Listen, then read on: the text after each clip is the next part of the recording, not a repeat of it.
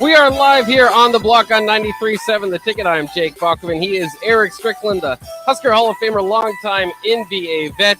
And we are working on getting Strick in on the show. Obviously, it just might take just a second, so I might you might hear me knocking on the window trying to get somebody else to get him in. But we sent him the email, so he should be joining here any second. In fact, there he is. So I will no longer have to just keep talking to myself. Strick is joined us. He is ready. He is on the block. How are you doing today, Strick? Great, man. All is good. All is well. Another day on the block. Excited about that. Wonderful to get into these topics today. I'm just looking forward to it, and had some great discussions about some of the topics today. And hopefully with the Minnesota game coming up, hopefully we'll be able to see some changes and maybe a victory, hopefully. So those are some of the things that we're hoping for. But we'll see. It's kind of interesting. You know, we've been talking about Nebraska basketball and kind of what's been going on the last few days. Obviously, coming off that Northwestern loss, people are feeling some type of way about it. But the people seem to be interested to continue talking about it and kind of what the big picture items are tonight. A lot of people have kind of turned their attention on, you know, whether or not Hoiberg is the guy, and I don't think you're going to get your answer tonight, but you'll definitely get some answers as far as his ability to motivate this team. You know, I don't think this is a team that he's lost the locker room or anything like that. They did struggle against Northwestern, so if you kind of have, you know, you start to put those, stack those performances back to back to back, then you start to wonder if that is the case. But I think more than anything tonight, and he's kind of said it before, and I think that it kind of goes back to what he was doing earlier with if you're going to take a bad shot, you're going to get benched. I think tonight you've got to get to the point of if you're not boxing out, if you're not hustling, if you're, you know, if I see you miss a hustle point out there, right? Then I'm gonna pull you. I mean, you've got to at least, because that's what the fan base wants more than anything. And I've seen a lot of that from the text line, which you guys can hit us up on the Sartor Hammond text line 402-464-5685. Call in, same if you want to call in, talk to us on the Lincoln Hotline 402-464-5685. But you know, from the post Danny Nee era, I suppose, on to where we are now with Fred Hoiberg, there's a lot of understanding where Nebraska was. You know, you weren't getting the top recruiting classes. You just kind of had to put a team together, and hopefully, you know, every few years you'd have that senior class that could really lead you. But a lot of it was punching up, and part of punching up was to give that maximum effort. You might not be the most athletic on the floor. You knew there was a mismatch when you go out there and play a Kansas or, you know, in the Big 10 days, you know, a Michigan State. But the effort would hopefully get you over the edge. And certainly you don't feel like you need that to beat Minnesota tonight, but it's just and I don't always like to question effort. Sometimes it's kind of hard to do that, to measure that. But it just is not a very scrappy team. So I think that hopefully this, you know, I've been talking for, you know, this whole season, they need more of an identity than just we're going to shoot a lot. So maybe scrappiness can be inserted into this team through practice and through, you know, through Hoiberg saying, if you don't get it done, if you're not out there, you know, being scrappy and giving it your all, then we've got guys on the bench that hopefully will. Well, in most cases, the sad thing about it is there's not, well, it's a little bit different than in the NBA. I mean, I would say more so in the NBA, but there's not a lot of time to pursue what you're referencing. Not that I'm saying it's not important, but most of the time you're trying to put in game plans and work on certain things that you need to work on or prepare for, or any adjustments or any changes that need to be made. So sometimes there's not a lot of time to work on those things. Those critical things are usually done, whether it be in the off season with your development guys and stuff like that, different things that you need to improve on. But you definitely can work on those certain skill sets of blocking out. You can implement those in your workouts and your drills, so forth and so on. But it's kind of sad when I really look at it, that we've talked about that from the beginning, right? These are the things that we talked about that we would hope that the staff would have made reference to.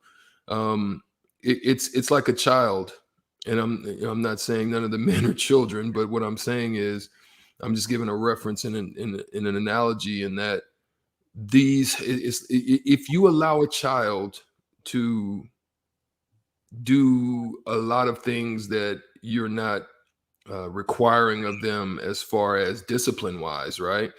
If you just allow a child to kind of be and have a free for all at the house, and then all of a sudden you try to discipline them after you didn't let them while out for the course of a couple of years, from their terrible twos to their time that they're four, then there's going to be some things that kind of set in. And so there's going to be some harsh adjustments that need to be made. I think it's just too late this season to be trying to implement. You can try it. Hopefully it would work.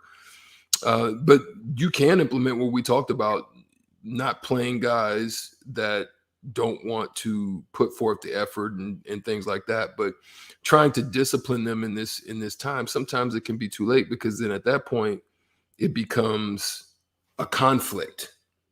Now we're conflicting with each other, because I've been doing this whole time. Now all of a sudden you want to, correct me. So that's kind of how it is with a child. The child's going to continue to do that, and you got to continue to discipline them.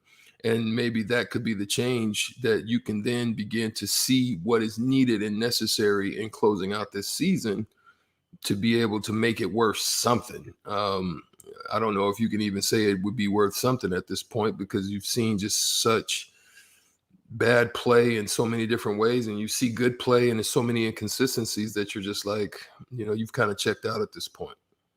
Yeah, I think a lot of Nebraska basketball fans have checked out, and the ones that are sticking around are in bad moods. So it's going to make for a very interesting scene tonight at Pinnacle Bank Arena. See how many people are going. It's a late tip, 8:00. So, a lot of people got to wake up in the morning. So is it worth, losing some sleep to watch this team hopefully get across the finish line and get a win? But I think it is fascinating too to what you're talking about. Do you, we're all looking for this extra juice to try to get them over the edge. What is it? And we've been talking about it all year long. Okay, well, in this game or in that scenario, do this, do that. Give Walker the ball more. Make Bryce McGowan's take the shots at the end. All these sort of things that we're trying to push these different buttons. But you're right. A lot of it is going to be difficult to do, with 3 or 4 games to prepare for opponent to completely change, what you've been working on this whole time. Do you think that there is that we won't see that? Do you think that there should also be a thought in the room of, hey, they've been close, they need, at this point more than ever, they need each other as brothers to look each other in the room and say, guys, we're this close. This is the night we push it, push over, and we're not going to do these drastic changes where guys get different playing times and try different lineups and all that. We're close, and they have been at times. Obviously coming off that Northwestern win, or Northwestern loss notwithstanding. But, I think that there's also something to be said for that, is that, they've been close. So maybe you don't want this drastic change to try to kind of throw them off right before they get their most winnable opportunity, just by the way of the standings, where Minnesota is 13th in the Big Ten. It is your home game. It is your home court. It's it should be your most winnable game. Yeah, I mean, they have 2 more wins than Nebraska does at this particular point, which is crazy. I mean, I think another thing to look at, I mean, Ben Johnson, who is in his first season in charge of the Gophers, he's been a former coach. He's coached in the Big Ten as an assistant, both at Northwestern. He's spent some time at Xavier, which has had some pretty good years as a program, and coming back into PBA as a coach. One of their first meetings that they're going to have, first and only meetings that they're going to have in the conference season, that he's coming in inspired and looking to show them that basically, I'm my team. You're not pushing us to the bottom. You're just gonna remain. That's what you do. You're gonna remain at the bottom. That's what you do.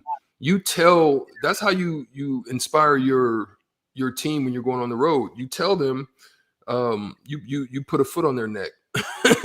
Yeah, I mean that's how I would be approaching. I'm like, look, they're at the bottom. You know what I mean? We're not having no Drake moments where you start at the bottom and then we're moving up, and you're moving up on us on our dime, or you're coming out of your funk on our dime, right? As a pitcher, you see a guy that's in a slump, you saying you're staying in that slump tonight. You're going to strike out. As a football player, if a guy's QBR or their completion rates is in the mud, yeah, that's the type of night you're going to have. You're not getting it on us, and that would be a motivating factor for them. And their team is they have some solid pieces. They have some desire to not to get better in themselves down in Minnesota. So it's going to be interesting to see what type of fight that Nebraska has. Do they have any fight left? And I think this would be a telltale as to will we see any climbing of the mountain, or will we see a crashing on the mountain? You remember? I don't know. You may still be a little young, but back in the day, I used to watch The Price is Right. Oh yeah. And The Price is Right had this game of this little guy that was on this little mountain, and every time you win, he goes and he keeps climbing up the mountain, right? But if you're losing, then he goes too far and he crashes over the mountain, right? That was just a vision that kind of came to me about, like, if we don't see that fight, that resilience, that hunger, that passion out of Nebraska, I don't know if they can ever get it, because like you said, this is a better time than any to get off the snide with the team that's right there next to you. If you're going to be a bottom dweller, you don't want to be the bottom dweller. You've got to beat the next guy that's ahead of you. They're 2 games ahead of you. You can't catch a team that's 2 games ahead of you if you don't win one. Right. You know what I mean? And then you have a chance to get an up on them because you're getting one from that team. So that's what's going to be. It's going to be interesting, man, to see how they fight back. I mean, hopefully, like guys like CJ Wilcher, who has embraced his role, it's looking like he's getting a big feel of coming off the bench. There's still some inconsistencies off their bench with Tamanaga and whatnot. We don't know what they're going to do and what the situation is going to be with Verge. Maybe they still feel, are they going to move them on? I mean, so there's still some unknowns, and we won't see until that game tips off tonight, 8:00. Yeah, it's going to be fascinating. The other thing is, I think the ball's going to hit the floor a few times, because surprisingly, Nebraska is not the worst rebounding team in the Big Ten. As bad as they are at rebounding, Minnesota is worse. They actually don't. They rebound less rebounds per game. So somebody's going to have to win that rebounding battle, and that's kind of this is the perfect time to gain some confidence going into that, and trying to get, okay, guys, tonight it's all about blocking out. Tonight it's about winning the rebounding battle. This is a team we can win the rebounding battle against. So let's go out and do it. And then, through that, maybe you can show, okay, and that's what led to these points, and that's what led to this win, and you can kind of get momentum rolling there. Do you think that there is still something? I mean, you're kind of late into the season to this, but since it still hasn't happened, is there something to learning how to win? Do you think that if they get a win tonight, that can, then they've learned, and then they can take that into the next game and show it moving forward? Or do you think that, at some point, if you have a certain level of talent, things are going to go right that night? You're going to get a win at some point, but it doesn't necessarily mean that you've learned something and that you can take that moving forward. Well, this is going to be the battle of the inconsistencies, right? In the game that Minnesota had in their last game against Iowa, they got off. They played very well in the first half, had a slight lead against the Iowa team, shot almost like 50% from the field, and then they come out in the second half and roll the dice and crap out, shooting under 30%, and they end up losing the game. I think, they lost by 12, maybe. So this is the battle of inconsistency. Who is going to be the most consistent team? Nebraska is looking and has not put together a whole and complete game to this point. So whether they play well or shoot well, yeah, okay, that could be good. Maybe they get hot. But the issue is, are they going to continue to execute, or what happens with this team when it gets tight? And that's been the problem for this Nebraska team as well, is that once it gets tight, they revert back to bad habits. And it's stagnant ball movement, not securing the rebounds to close off runs, turning the ball over on 3 or 4 times down, losing possessions. You've just consistently seen that type of play. And that's allowed teams to get back in the game. That's allowed teams where you need to throttle a team, where you have a team down 12, 15 points, you go and try to push it to 25. And Nebraska is yet to put that type of mojo together. And so it's going to be the battle of inconsistency is who's going to be the most consistent for the longest portion of the game tonight is what it's going to come down to.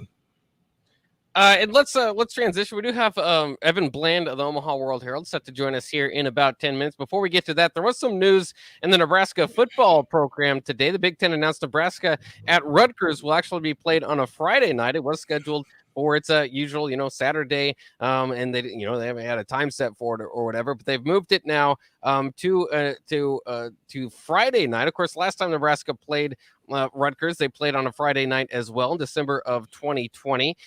So it's kind of interesting. You wonder if there's a new tradition set up there and a rivalry that isn't one. Nebraska Rutgers, if they're going to start doing that moving forward. I think more so than anything, it's to get some more exposure on this game. Of course, the Nebraska Rutgers game, they were paired that battle that last Friday night. They were paired because they were at the bottom of the standings in 2020, and remember they did that crossover thing. So I mean that's certainly was not the plan, but overall, I think that this is good. It's a good move. Sometimes coaches get frustrated. You kind of have a short week to get prepared for that game. But as far as exposure, it kind of goes over from your probably a BTN type of game where limited households kind of get that over to FS1 on a Friday night. You like the move for Nebraska?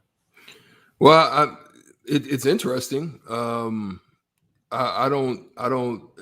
You don't normally see that from Nebraska, so it's going to be interesting. But I think you make a good point in that it's something to maybe put more eyeballs on that game and get a little bit more interest involved in it. That's going to feel weird, I'm sure. You kind of get locked into a certain schedule in the way that you play your games and the way you approach it as far as the week and so forth and so on. So you got to do some changes in that, but I don't see a problem with it. I don't think, but I think it'll be a fun thing. I'm sure the Nebraska fans will do what they normally do, and that they come out in droves and they're going to be out there and whether it be on the road or at home, that's one thing I always loved about the Husker fans is that they come and show up.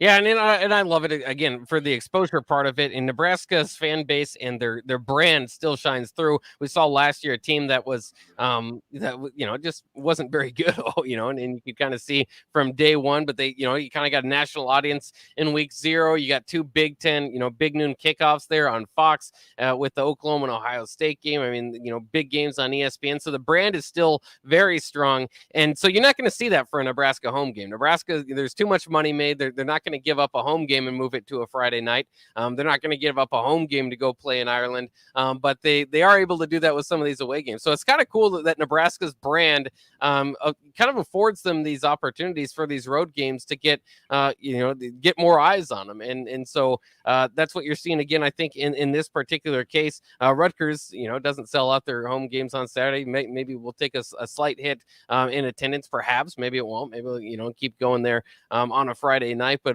you figure to lose a little bit of money building up to the game either way, the buildings, the bars or whatever around the stadium, but it's something that they're able to do, and so it's kind of cool, whether it be Rutgers or Illinois willing to go to Dublin in the past or Northwestern, some of the smaller brand name schools in the Big Ten working with Nebraska to get these opportunities. So it'll be fun. It's you got your Dublin game, you got your Friday game with Rutgers, you got your Black Friday game as usual with Iowa. So you're not going to have the normal schedule of playing on 11 a.m. every Saturday morning, which happened to Nebraska a few times. I think a few years ago, back-to-back years, it feels like.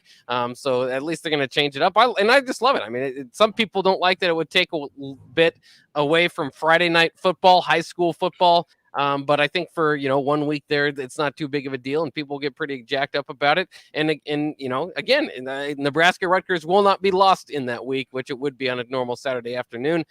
So yeah. I love it. I love any little difference that they can throw out there. Yeah. Any wrinkle in it to hopefully you just get the guys inspired to want to go on the road and handle business. Like I was saying, it can throw you off a little bit because your travel schedule changes, and the way that you go about handling the week is going to be a small adjustment. But sometimes those types of adjustments build character in people and stuff like that. I mean, I'm reminded of when I was playing in Memphis. I'm not Memphis, in Vancouver at the time, that we had like a 14 game road trip, which was like crazy. Like it was probably one of the longest road trips we've ever had. And then in that road trip, I think we had 5 games in 7 days, which was crazy. But sometimes those things can build character within your team, and because you may be tired, but you got to fight. Your body may not be adjusted to the mechanism, but you got to push through it. And that's the way it is. I mean, you want to prepare for the NFL, right? You want to go to the NFL. There's going to be Thursday games. There's Thursday, Sundays sometimes. Mondays. There's a lot of mixtures and changes within your schedule cycle, and so you got to be able to adjust to that. You got to get that body back in shape. You got to get in there, get that treatment done, and do all those things. So it's going to be, it can be a little bit of good in that sometimes. For what it's worth, it will be coming off the October 1st home game against Indiana. So they'll have the short week after Indiana. Sometimes it's kind of funny when you look at the opponent. Well, thank God it's not Wisconsin. Wisconsin would beat them up, and then they'd have a short week, and that'd be troublesome. So they'll have that short week going up, and then they'll have a longer week to prepare for Purdue on October 15th, an extra day there. So it takes away from one week, but gives to another. So it's haven't had much success against them either. So it's like, God dang. So maybe a little extra time to get over that hump. Yeah. And you mentioned that Thursday night football has been completely taken over by the NFL. I loved when college football used to have those games. Of course, everybody remembers most likely a Nebraska-Missouri game in 2009 in the rain where Ndamukong Suh was slamming Blaine Gabbert around. People loved that Thursday night game. I hope they bring a little bit more Thursday night football back to the college football slate. They always have a game, but it's not really an interesting one. It's not really. It's like Miami, Ohio against Toledo or something like that. Maybe. Yeah, they've completely given that up to the NFL, which is fair. NFL gets all the viewers, but I miss Thursday night football for college football because I would always, flip back and forth, and I'm more of a college football fan, so I'd usually watch the college football product. But either way, they've kind of moved on to Friday nights, and Nebraska will get that marquee game on the Friday night. We'll take a quick break here on the block. We got Evan Bland of the Omaha World Herald set to join us next. He was at the Nebraska baseball press conference today as they're about ready to get the first pitch in here in a few weeks. So we'll talk to him about kind of what went on there, and of course get his thoughts on the Nebraska basketball program and all that stuff is coming up next here. Evan Bland of the Omaha World Herald will join us on the block on 93.7 The Ticket.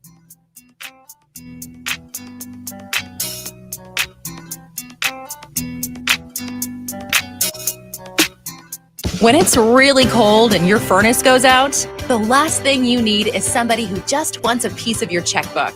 Several families were told they had a cracked heat exchanger and needed a new furnace. Fortunately, they called Bryant for a second opinion. Many were found to only need minor repairs. Anytime you need furnace repair, call the experts at Bryant first. Bryant Air Conditioning, Heating, Electrical, and Plumbing. 467-1111. We do whatever it takes. Hi, Sean Callahan here for Koppel Chevrolet GMC. And things have obviously been pretty challenging lately with new vehicles, with all the microchip and supply chain issues, but things continue to loosen up as Koppel gets more and more new vehicles in each and every week. We've had many customers also custom order their vehicles. So if you don't see what you want in our current inventory, we can put an order in to get exactly what you want. So go online, reserve your new vehicle at koppelcars.com. You'll be glad you did. The past year and a half has been a challenge. We've been reminded of the importance of following health and safety guidance from medical experts. I'm Jenny Benson, president of the NSCA. As teachers, our goal is to keep our schools open and our students in the classroom, because we know in-person teaching and learning is best for our students. We need your help to keep our kids healthy and learning.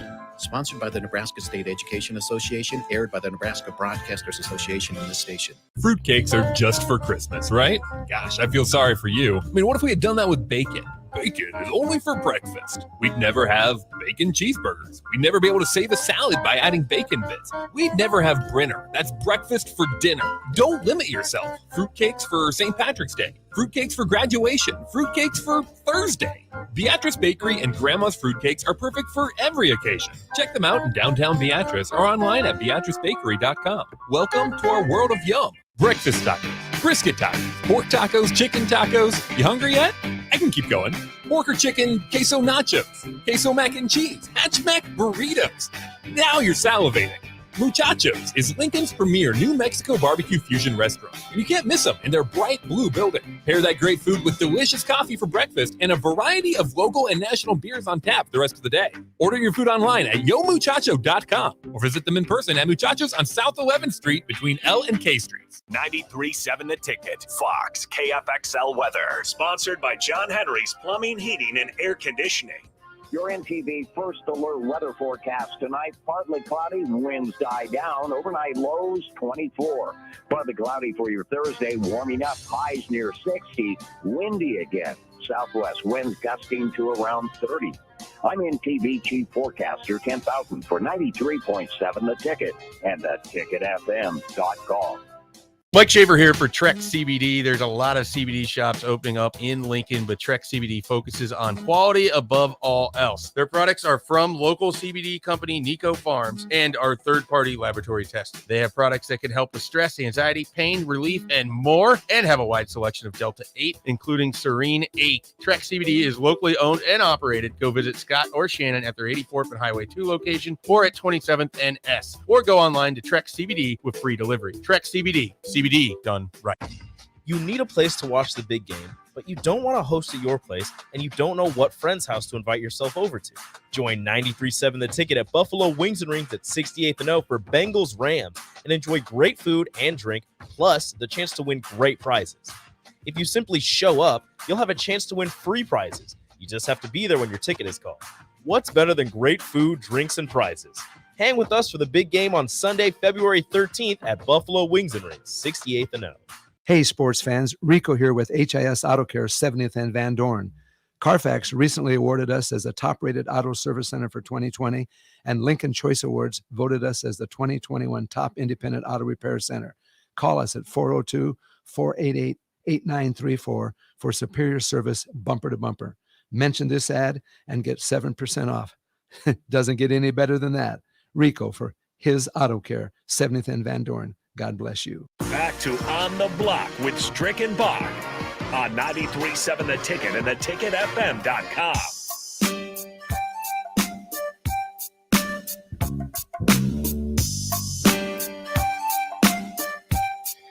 We are back on the block here on 93.7 The Ticket. I'm Jake Falco, and he is Eric Strickland, and we are on the block. We'll be here every weekday from 4 to 6, and every Wednesday at this time. We'll welcome Evan Bland of the Omaha World on with us. And Evan, I wanted to start with this. Reserve season tickets sold out for 2022 for Nebraska baseball. What does that mean as opposed to season tickets? Can I still get into a baseball game this year? Yes, you can still get into a game. So I double checked with the ticket office on what exactly that means today. And the reserve tickets for season tickets at Haymarket Park, that's about 3,400 seats. So those are what are accounted for, everything. The midweek games that are in, 35-degree temps in mid-March, or the big weekend series in May, whatever it might be. And then they have the single game tickets that go on sale. I believe it's Monday morning that you can buy, and you can still do, I think they call them the diamond deals, where you get 9 general admission seats. So yeah, I mean, if you wanted to show up and hang out, in right field or go to the berms or whatever, those general admission tickets are still out there. But this sort of speaks to the fact that the chair backs, down the first and third base line are spoken for moving forward. But man, it's February 9th, and these things are out here a month before the first home game at Haymarket Park. It sure speaks to the excitement level and the anticipation Husker fans have for this team in this season. Yeah, absolutely. And the press conference today, Will Bolt spoke with the media as well as a few of the baseball players. What did you take away from that press conference today? Well, they're starting to pare down roles a little bit. This is that point in the year when, they've seen these guys scrimmage for a little bit, but yet they still have a few outdoor live workouts to go before they finalize a lot of these roles. So, about a week from now, we'll probably have a pretty good sense of who their weekend rotation is and what the lineup could be like. But right now, they're still sort of narrowing that down. So, I think today it was interesting to hear from a couple of the captains, Kyle Perry and Griffin Everett, a couple of in-state guys who took different paths to get to this point, but now they're both captains. And, the captain thing is interesting to me because that's something that Will Bolt brought back when he came back as coach a couple of years ago.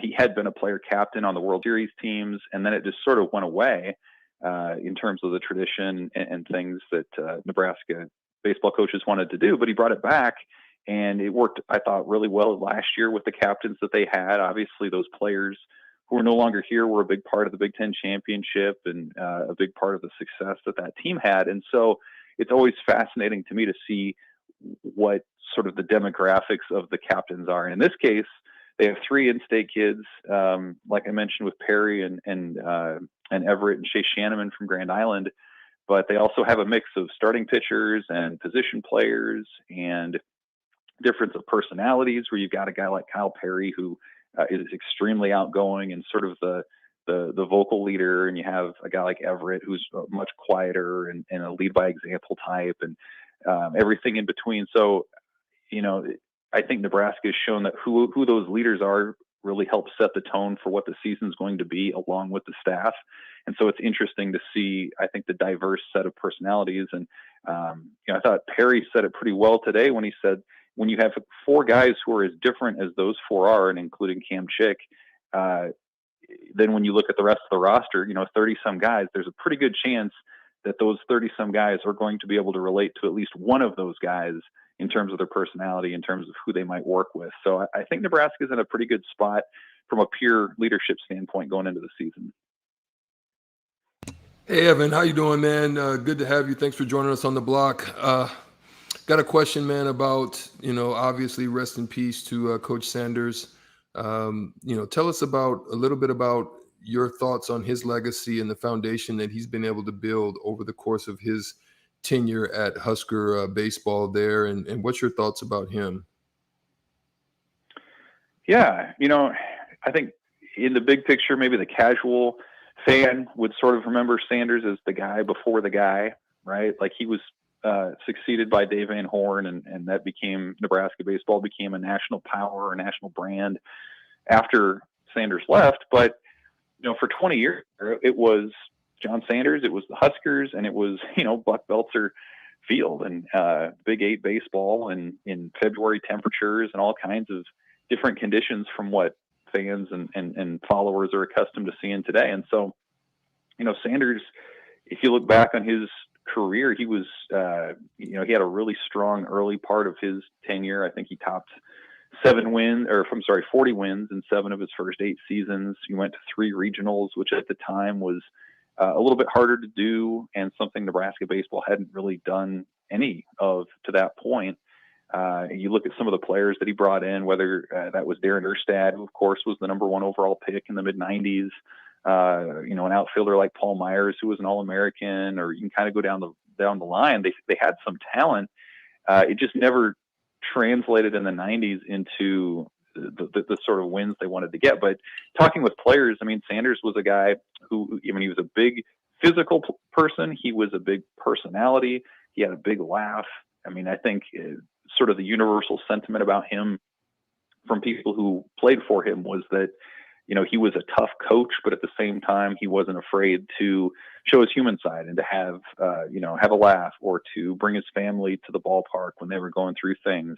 I talked to one former player who, recalled in the early 90s when they took a road trip into South Texas and they incurred some racial situations where the fans were yelling things at him, and he stood by his players and kind of prevented some things from going sideways. He was sort of the calm in the storm for them. So I think there was a sentiment out there that as much as he loved baseball and it was about baseball, it was even more about the relationships and about the players. And, again, that's sort of a sentiment that people who played for him still remember today, all these decades later. Yeah, I didn't really get the pleasure to make his acquaintance closely, because obviously it was a road for me. They knew I was kind of going professionally, so I didn't really get the recruitment aspect of that. And obviously, when you cross that ball, you can't come back. So, yeah, I've always heard and thought well of him, and just he was a presence, as you said, just around the campus, and just a wonderful man, and we're glad to have him, no doubt. Yeah, no doubt about it. I mean, a lot of guys called him Big Red, because he had red hair. He's a big guy, personality. And again, it's one of those deals where the team success wasn't always there as much as they wanted it to be, certainly, but it's one of those deals where it was so much more than that for him and for the players. And I never heard anyone say a bad thing about him just because of how he treated people and how he was in that way. Jumping over to Nebraska basketball now with you, Evan. It's kind of funny because we're getting a lot of traction talking Nebraska basketball here, and it's like it's the polar opposite of that, right? I mean, it's the bottom of the barrel. Two Big Ten teams playing, 8 o'clock tip off on BTN and all that stuff. But it's almost as if I don't even know how to explain it. It's like the interest level has gone down so low that it's even more interesting because they have to react to Nebraska basketball has to kind of react to that.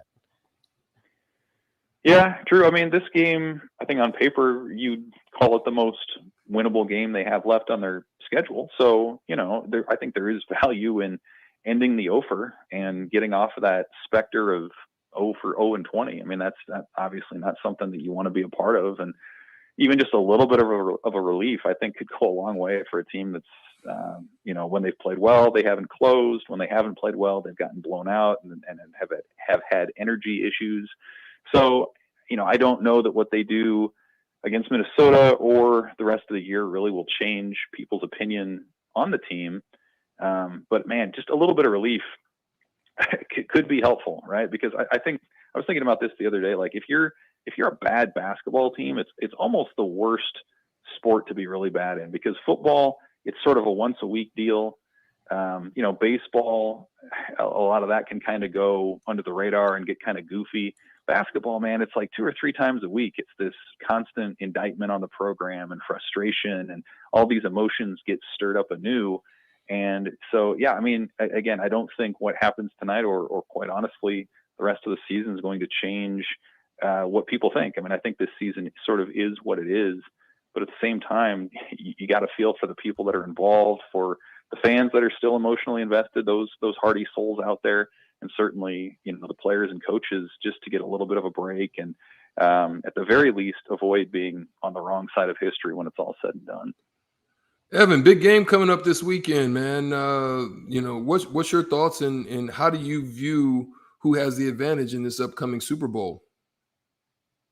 That's going to be fun, isn't it? I mean, this is sort of a heart versus head sort of deal for me. Like, I think when you look at it on paper, the Rams are the better team. They have the pass rush. They have more of maybe the proven commodities.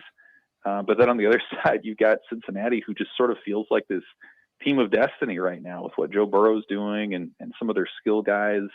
Obviously, around these parts, the Nebraska connection is really interesting with Zach Taylor, but quite a few other ones too. People remember Troy Walters as the offensive coordinator here. He's the receivers coach for the Bengals. Stanley Morgan is part of their special teams units now. So, I think it'll be a good game. I hope it's a good game when you think about how these NFL playoffs were from the divisional round on. Like a tight, dramatic Super Bowl would sort of be fitting for what has been one of the most entertaining postseasons the NFL's had in quite a while. So, again, I feel like if I were, I'm not going to bet on it or anything, but if I did, I think on paper it would have to be the Rams, again, because of their defense and specifically their pass rush. But man, it is so hard to go against Cincinnati and Joe Burrow and Zach Taylor, given what they've done and sort of the heater that they've been on here this last month or so.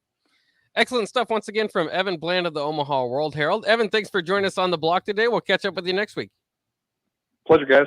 All right, there he goes. Evan Bland of the Omaha World Herald. We're going to take a quick break. When we come back, it's your chance to win $15 to Buffalo Wings and Rings. All you have to do is beat Strick on our game show, Shootout with Strick. I'm not even sure we have Nate working on the topic today, so I don't know what the questions will be or what the topic will be, but give us a call right now, 402-464-5685. First one in line. You got to do it. You got to call now. First one in line gets to do the game show with Strick for the chance at the chicken, but if Strick does win, then the third caller can win as well. So don't give up hope if you're not the first caller here. But that's all coming up next here on The Block on 93.7 The Ticket.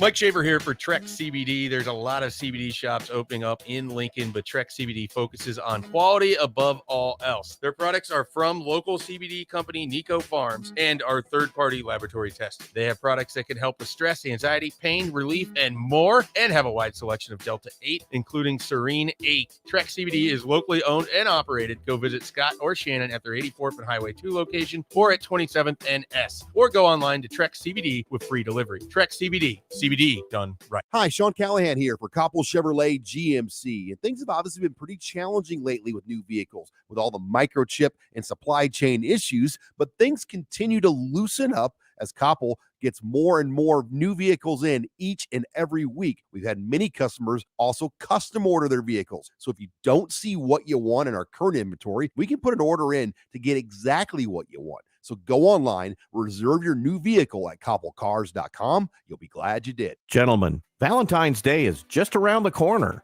Don't be that guy running to the store for flowers and a card on your way home.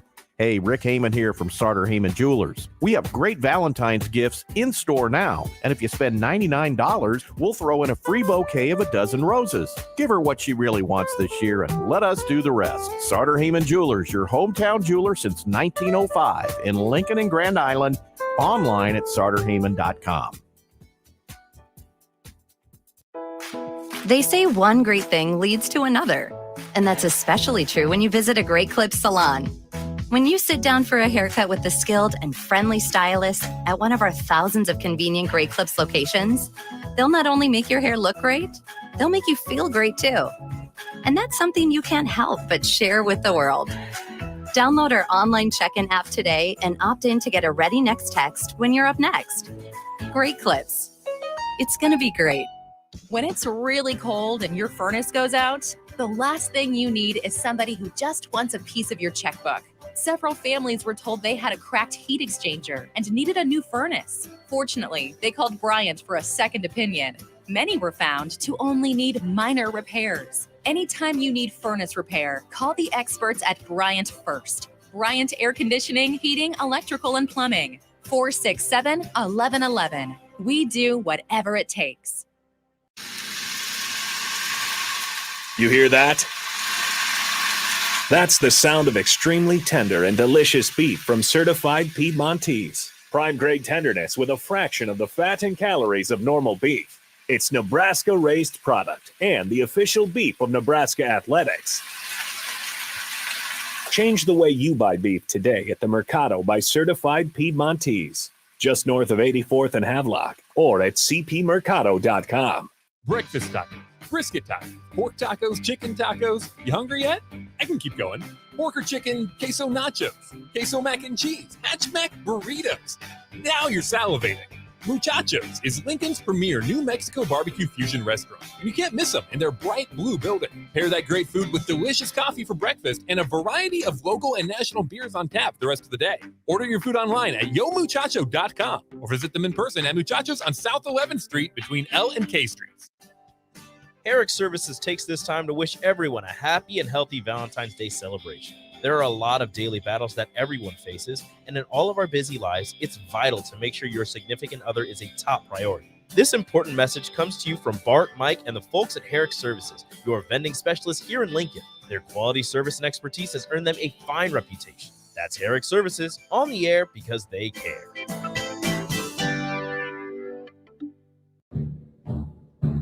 It's time to play Shootout with Strick. Call now, 464-5685, to take your shot against Eric Strickland. Shootout with Strick.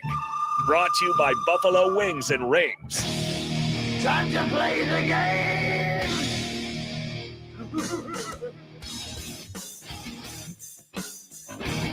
It's time for our daily game show shootout with Strick here on 93.7 The Ticket. Your chance to win $15 to Buffalo Wings and Rings. And today we have James as our contestant, ready to take on Strick and try to get a win and take home the chicken, the Poyos, the yard bird. James, how do you feel about your Minnesota basketball knowledge? That's the topic of our show today. Oh, I think we're probably okay. All right, well, that's pretty good. That's at least enough confidence to think that you can get it done. Strick, how about you? You played a bunch of former Golden Gophers in the NBA. You remember some Minnesota basketball trivia? A little bit. We did get a chance to play up there a few times. It is an amazing court. That court that's underneath it was the craziest things. You sit on the bench, but the court is above you. That's right. I like that. Yeah, it was kind of wild. Yeah, I got a chance to play that. Yeah, it takes a little bit of extra of your energy out just getting back on the court. Fact. You got to be careful diving for a ball there at Minnesota. Right. There's no question about it. You might not make it out of that one.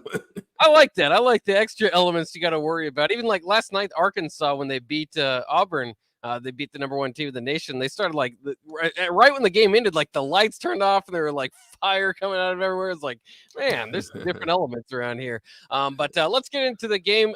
We will, again, this is based around Minnesota, the University of Minnesota. Some basketball questions in here. Strick, are you ready? Let's go.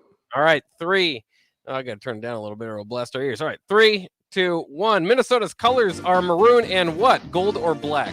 Gold. That's correct. Their student section is known as the Barnyard or the Gopher Gurus. Barnyard. That's correct. Minnesota's campus is located in the Twin Cities, Minneapolis, and where? Duluth or St. Paul? St. Paul. That's correct. True or false? Minnesota has been a member of the Big Ten since its inception in 1896. False. That's actually true. And Minnesota retired this longtime Celtics greats jersey in 1980. Who is it? 7, 6, 5, 4, 3, 2. Bill Russell. Oh, man. Close. Kevin McHale used to play. Oh, that's right. Easy to forget. But you did get 3 points. That's a pretty solid score. We'll see if James can combat that at all. James, you feel confident about getting to at least 3? I think so. All right. That's good. We always need at least the confidence in there. So, James, if you're ready, we will start in 3, 2, and 1. Where does Minnesota basketball play their games? Assembly Hall or Williams Arena? Williams Arena. That's correct. Minnesota's basketball head coach is Ben Johnson or Tom Crean? Ben Johnson. Yes, that's it. Ben Johnson. Ben Johnson. Minnesota's mascot is named what? Goldie Gopher or Goofy Gopher? Goldie. That's correct. True or false? Minnesota's basketball made the basketball tournament last season. 9, 8, 7, Yeah. 6. That's actually false. How many times has Minnesota won the Big Ten men's basketball tournament? 2, 1. Oh, I didn't hear you there at the end. I had a little problem hearing you overall, but you still did get to 3 points, so it does end up in a tie. That means that we will go to the tiebreaker. That's where Strick will ask you the question. You give us a number, and then we'll have James go over or under on that number, thus giving us the winner. The tiebreaker for Strick: Minnesota has made how many NCAA Final Four appearances? 1. 1. James, unfortunately, you don't get a chance to combat that because 1 is the correct answer. So Strick does walk away as the winner. James, thank you for competing today. And don't give up all hope if you call in right now. The third caller, and that can be you too as well, James. The third caller can win the chicken today. But Strick, what a clutch answer there in the tiebreaker. You've earned yourself a couple shout outs here. Boom shakalaka. Applause for all this victory. And you're back in the win column for the week. So congratulations, Strick. Very, very clutch there. Yeah, I couldn't hear James there for a second, so maybe it wasn't always the fairest. It's never always the fairest. Sometimes I give you some difficult questions. Sometimes he gets them, and sometimes I just can't hear. But that's part of the game show is dealing around my shortcomings. So that's always part of the deal, I guess. So as well, I did want to get to this because I saw this actually earlier today. from the Omaha World Herald, they had a story on this. A 17-foot long wild crocodile in Indonesia had been trapped in a tire for more than 5 years. It's finally free from the help of a local resident. I know you're down in Florida down there, and there's a few crocodiles, or more likely alligators, I suppose. Have you ever been pretty close to them? Would you attempt to try to free one from a tire? That part would be a negative. No, they're it's kind of crazy. I know they're here, but in our area, I think even in the lakes, the wildlife services, they do a good job for the most part of trying to mitigate a lot of that stuff and being watchful and trying to. I have yet to, even on the golf course, or I've heard that it's happened, but I've yet to run across one or even a baby, just kind of walking around. And I've got like a little, retention pond out back, and I've just yet to see it. I think I got to go a little bit farther south into the swampland. I think in the northern part, it's just not as much going on. Oh yeah, that makes sense. Like, cause I've only been to Florida once, I believe. So I didn't necessarily see one when I was down there either. But I've got some friends that have lived down there before, and they were making fun of me because I was talking about going down there. And it's like, well, I wouldn't even get close to that thing, and they're so used to them. They're like, yeah, you can kind of play around with them. You just don't keep your feet at the level where they can get you. That part, yeah. Yeah, I mean, and actually, they pretty much run away. I mean, unless they're the supersized ones, the 6 to 8 footers or anything like that, they most likely not going to come at you. They want something smaller. They don't really come at you unless they feel threatened. So yeah. Well, and I wonder too the difference between an alligator and a crocodile. I've never quite looked it up. A crocodile is probably just bigger, I suppose, but the crocodile sounds scarier. Crocodile's bigger, probably bigger teeth too. Oh yeah, I'll bet. I don't know how they knew that crocodile was stuck in that tire for 5 years and why they didn't help him out. I didn't really read the article. Just the headline kind of grabbed my attention. Was it stuck around his body? Yeah. So, I mean, he was okay. It was just kind of a nuisance for him, I believe, probably to try to get in and out of stuff. Yeah. I don't know how he got in there to begin with. I don't know. Yeah. He must have swam through that thing and got stuck. I don't know. What's the scariest wildlife that you've had to encounter, if you can recall? I'm gonna be probably a raccoon. Oh yeah, they creep out back. They think my back patio is the club. They be out there trying to kick it on my back patio. I'm gonna have to step out there sometimes when I go out there and relax and stomp around a little bit. Hopefully get them to move around. I heard some babies. I was like, I know mama's somewhere. They gotta go.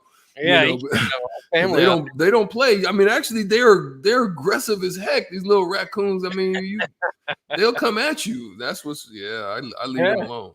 I'm not very good on wildlife, bro. I leave all. Hey, that's your domain, my man. I'll let you be where you be.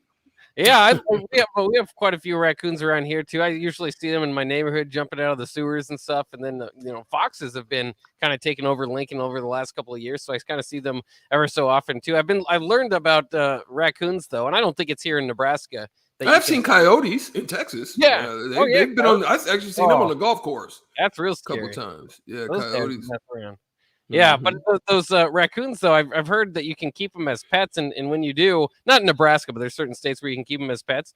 And it might be Nebraska. I haven't done too much research on it, but I've heard that they can go around. They like shiny things, so they'll go around and take all you like. They're excellent thieves. They'll go and take keys or anything that's shiny. Like they like to open doors in your house if you have like those shiny doorknobs and stuff. So.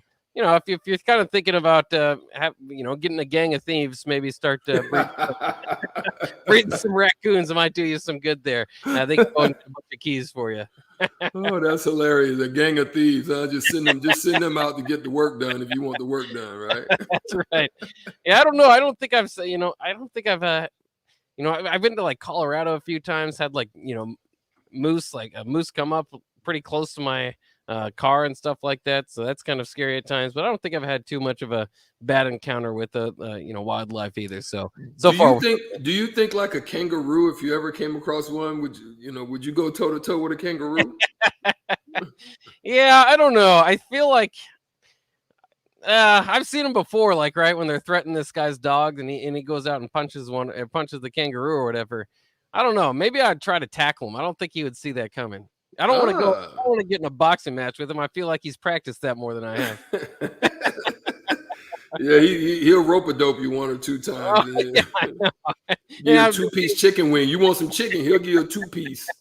yeah, I think they're all jabs though. They haven't evolved enough to get to the uppercuts. I think we still have that on. I Right, don't think that they know part. about uppercuts yet. So You got to anyway, give him a body blow. You give him a body blow. You get him in the stomach. That might oh be yeah. their weak spot. You never know. Those it's always Oh. entertaining. I'd got to make it to Australia. I don't think there are too much else around, but yeah, those guys are everywhere in Australia. So I'd like to run up against one of those sometimes, not to fight him, but just to see him. Yeah. We'll take a quick break though here on the block as we got to get to pay the bills, of course, around here. But we will have a lot coming up in the 5 o'clock hour. Talk maybe some more Nebraska basketball. We'll get into some Super Bowl stuff. As I mean, this game is fascinating in one way, and then in another way, I feel like it lacks a little star power. So we'll talk about that stuff next year on the block on 93.7 The Ticket.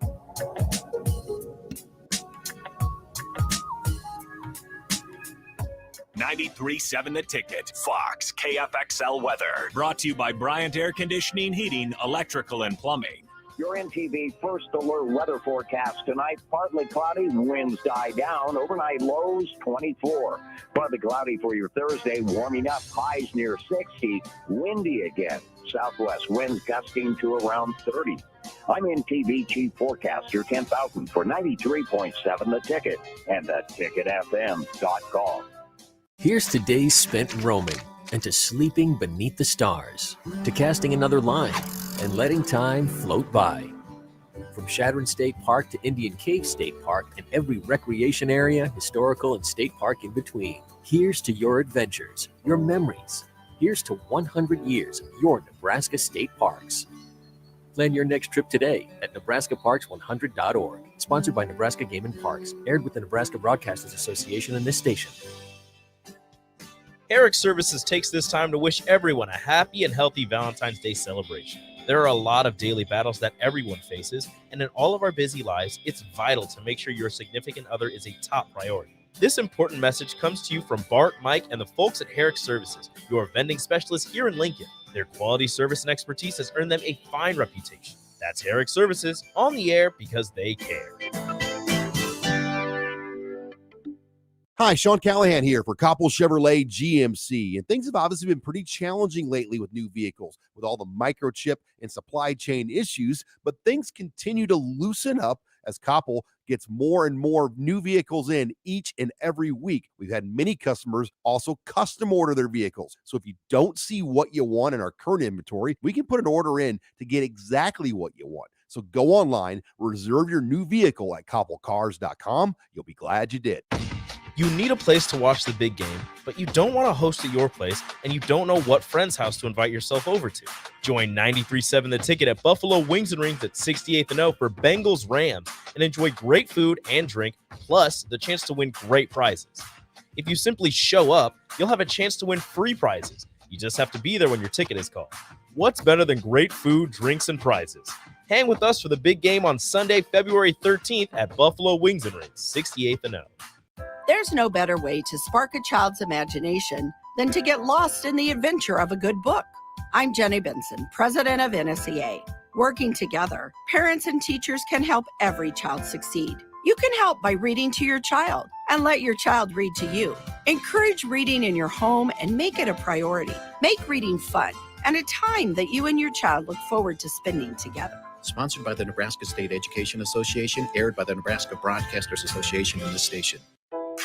They say one great thing leads to another, and that's especially true when you visit a Great Clips salon. When you sit down for a haircut with the skilled and friendly stylist at one of our thousands of convenient Great Clips locations, they'll not only make your hair look great, they'll make you feel great too. And that's something you can't help but share with the world. Download our online check-in app today and opt in to get a Ready Next text when you're up next. Great Clips. It's going to be great. Today on Hey Culligan, why does your team stink? Here's Coach Waters. Hey Culligan, yeah, my team stinks. Ooh, harsh. No, I mean they stink. They won't hit the showers because it makes their skin all dry and itchy. Coach, it sounds like your guys have been hit hard by hard water. You kidding me? Hard water? Yep, so let's call an audible in the form of one Culligan Smart High-Efficiency Water Softener to get the smooth back in their skin and the stink out of your team. Okay, Culligan, I'm putting you in. Coach, we're already on the way. Go to CulliganLincoln.com and schedule your free water test today. This is Lincoln's home for sports talk on the FM dial. Also online at theticketfm.com. On the internet. KNTK FM Firth, 93.7 The Ticket. This is On the Block with Strick and Bock. Nebraska Basketball Hall of Famer and 9-year NBA vet, Eric Strickland. Strickland for three! And he's going to go out of here as the Big 8 tournament champion. 93.7 The Ticket veteran and lover of bread, Jake Bockelman. What? I like bread. Coming at you live from the Coppel Chevrolet GMC studios in the heart of Lincoln, America. On air and online at theticketfm.com. Sponsored by the Mercado by Certified Piedmontese. This is On the Block with Strick and Bock. Hold up.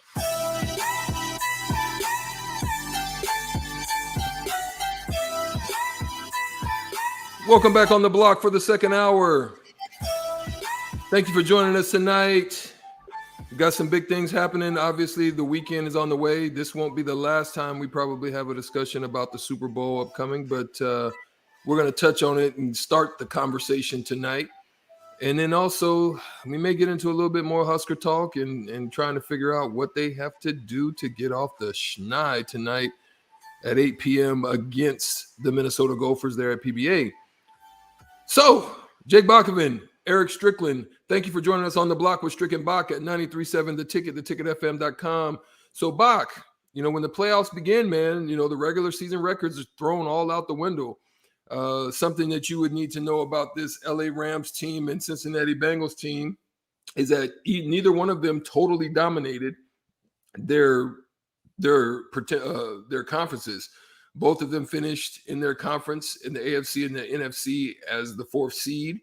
The Rams went 12-5, which was good for the 4th seed and the best in the West. And the Bengals won the AFC North, barely squeaking by the Pittsburgh Steelers. And it just came down to the end of the season where it just finally started to reveal itself as to how that was going to play out with Pittsburgh and that whole situation. But their total win percentages are at 65%. It's the worst in Super Bowl history.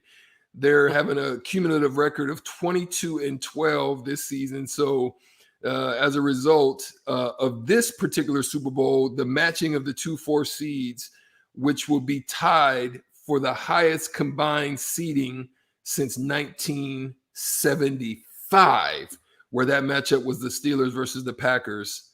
And so this particular Super Bowl, as you said, it doesn't have any particular glaring things. It's not like a Tom Brady. It doesn't seem to have the star power like an Aaron Rodgers or Patrick Mahomes involved in it. But it does seem to have some storylines that are presenting itself. And there's some things that, we'll be able to touch on and dig into a little bit with regards to this. But how do you view it so far? And are you excited about this Super Bowl and what may be the outcome of two poor Super Bowl record teams getting in it? The Bengals being 0-for and the Rams winning 1 or 2. Yeah, it's kind of a fun storyline. I think it's going to be a fun Super Bowl. You've kind of got for most of these guys out there. I'm not sure if anybody on the rosters have won a Super Bowl. I have to go back and look, but none of the major players have. So you kind of get that special moment, kind of like that, as well as when that's the crowning achievement when guys start to win their second and third, and they say, "Well, this one means more to me than my first one." I don't know if I believe them because it's your goal. The whole goal. You kind of join this elite class of guys that have made it to the top of their profession, and there's just a whole cast of characters. We do this in the NBA more so than the NFL, but guys that are all-time greats, Hall of Famers that didn't get that moment. So regardless of what role you play in the NFL on a Super Bowl team, it's quite a special moment for you. So I think that's going to be a pretty cool factor in all of this. I think the Rams, having played in the Super Bowl a few years ago, a lot of those guys aren't on the team anymore, but some of them are. I think that might help them a little bit. But I was saying before the break, I think there's a bit of a lack of star power in this, and that's the one thing that I don't you know, and Jaron off the tech line says, have you seen the Rams roster? Aaron Donald, OBJ, Stafford, Kupp, all those guys. A lot of guys just kind of on the back half of their career, like the Von Miller. He's been a Super Bowl MVP, and there's my answer, by the way, to the guy that's been in the Super Bowl.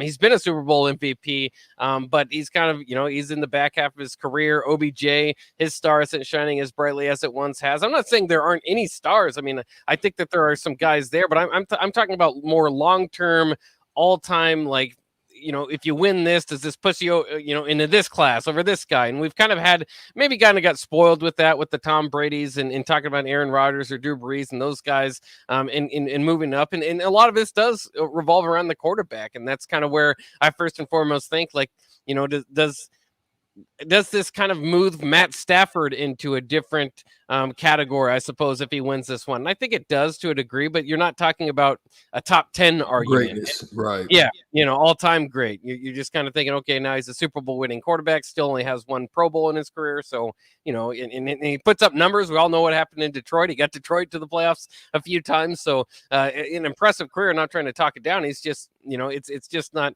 the legacy thing's not quite there as much. I think for more than anybody, it is there for Aaron Donald, who is an absolute star, and has been a 3-time Defensive Player of the Year, and still you could argue is right there in his prime. And so, you know, I think he'd be the guy that I would say probably shines the brightest star at this point in his career. And then the other part of it is Joe Burrow. We don't know how much more of this are we going to see out of Joe Burrow, and that I guess that's part of it too, is just, to me, you know, I like to follow year to year and kind of see whose big moment it is. And these just kind of seem like, I don't know if these are the best franchises or just the kind of the teams that got hot at the right time this year. And sometimes that's great. And that can be an open tournament. It's kind of fun to have those every once in a while.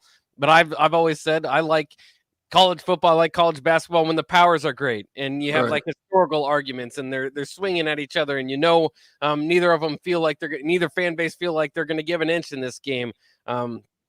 You know, the Bengals, it just feels like are kind of happy to be here, in the Rams, despite the fact they have been here. You know, you got to kind of feel the same way. They weren't necessarily the best team in the NFC West all year long, and then very late they took over that spot and just kind of rode that momentum into the playoffs. Yeah, and check this out. Speaking of Aaron Donald, file this one under your hard to believe stats for the Super Bowl. In 8 seasons, Donald has been voted to the Pro Bowl 8 times and has been named first team All-Pro 7 times. Now check this. Incredibly, the Bengals as a team only have 7 total Pro Bowl selections. So you're talking about that, you know, that it factor, and they have 0 All-Pros, which means Aaron Donald's numbers outnumbers them in total accolades all by himself. And then, so moving on, though, as you look down their roster, you check this out. In total, the players that are on the Rams roster right now, they have 38 Pro Bowl selections, 20 All-Pro nods, and it's led by Donald, of course. But Von Miller has 8 Pro Bowls, 3 all-time All-Pros. Well, he's a 3-time All-Pro. Jalen Ramsey has 5 Pro Bowls, and he's also a 3-time All-Pro. And Cooper Kupp landed his first Pro Bowl and his first All-Pro this year. And so that is something now that's not taking none for granted. I think Joe Burrow will soon be one of those in that number. I think also Jamar Chase will probably find himself in there in time. But as of now, they seem as you know, Evan Bland said, you know, they seem to have it all on paper when you look at it from a standpoint right now. They seem to have it all on paper. Yeah, I mean, they look like the team that you would bet on, but the Bengals aren't new to that. That's what they've been going through this whole playoffs. They've been going through it all year, right? I mean, even when they kind of started off hot, you were still thinking, okay, this is a flash in the pan. Eventually, the Bengals will bangle, and you know, they'll get down, and the Steelers or somebody, the Ravens, somebody else will take that division, and then you can, you know, just kind of follow it as they've gotten better, but not marginally. But you know, it was marginal better. But the fact that they've been able to get this far, I mean, again, It's a great story, and just kind of, by itself. I think the Husker connection has certainly helped. Zach Taylor is going to get a lot of people rooting from this state, obviously, and they likely Evan Bland did say there's some other guys, the Troy Walters, the Stanley Morgan Juniors, even Brian Callahan, Bill Callahan's son, the offensive coordinator. There's some Husker ties there, so I think that there's going to be a lot of Bengals fans in Nebraska, and in that way, it'll be more interesting than some previous Super Bowls where, Nebraska used to have, if you remember, and I think this ended a few years ago, they had like the longest streak of having a player on the active roster for a Super Bowl for since the 90s, I believe, early 1990. And, that's just because Nebraska was throwing so many players into the NFL. And obviously from a winning culture, you'd land on those teams and they'd help get them to the Super Bowl. So it's nice to have that Husker flair back in there. Yeah. And but I am also interested in this too. How do you feel about the game being played at SoFi Stadium? I mean, that's wow. It's an amazing stadium. I love it. It looks very cool. I definitely want to get there someday. But home field, didn't Tampa have home field last year? What's going on with these? Man, is that not crazy? It makes you kind of say, doo, doo, doo, doo, Illuminati confirmed. Here we go again, right? It's like it's putting those guys in a home court advantage situation. It's quite crazy, But I could venture to say, as cold as it is up in Cincinnati, with that brick coming off that water and off the off the lakes and stuff like that, man, I would venture to say that they would basically love to get on a plane and fly down to SoFi and spend some time for a Super Bowl to make that happen. And it's kind of crazy too. And I was going back, man, and I was looking at some of the numbers and checking this out, and just intrigued by the fact that, Matthew Stafford, the success that he's had and him having the most yards and TD passes of any quarterback making a Super Bowl debut, you know what I mean? Over almost 50,000 passing yards and 323 TDs in the regular season. And he's been 0 for 3 in his playoff experiences before joining the Rams. And now he's just did a reversal, which the Huskers would love to see, right? Going with their Big Ten record. Would that be like a story? You know what I mean? Like he went 0-3 in his first 3 chances. Now all of a sudden he's 3-0, looming with a Super Bowl looming. Would that not be the greatest killer story? To have like the Huskers to be the 0-for type team and then the next year come back and win the Big Ten. Would that not be a story that would be crazy? I definitely enjoy. Yeah, I mean the worst to first thing, it happens every in the NFL every year. It's kind of cool. It kind of keeps you alive. And we got some response off the text line too. Some people kind of agreeing with me. Eric says, he loved it and he loves the Blue Bloods and basketball. It's fun when Kentucky or Duke are good, but he enjoyed Baylor and Gonzaga for the title last year. So it's kind of nice. And I don't, I'm not downplaying the Super Bowl. It's the Super Bowl. It's going to be great. And it's always fun. And the different kind of teams that you kind of throw in there. It is nice to get new blood every once in a while. But I will say that for me, it's just every once in a while. If you kind of have these trends continue, and I don't know, maybe it makes the playoffs more fun. I think we had one of the funnest playoffs of all time, right? I think it's all time. If this game is good, Bock, I think it's by far all time. No question. Oh yeah, I mean, just all the storylines, the overtimes, the late field goals, everything. I mean, it was jam packed this year, and hopefully the Super Bowl lives up to it.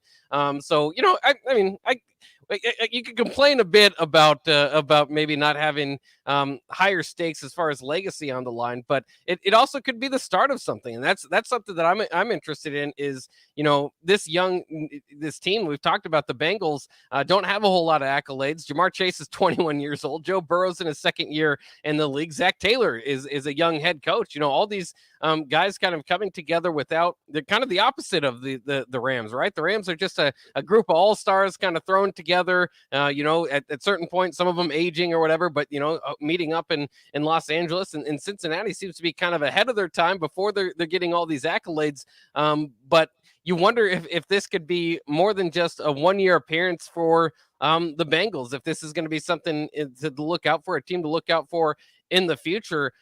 If I had to have you guess, which team would you say has more likely to make it back to the Super Bowl in the next few years? I would have to say Cincinnati.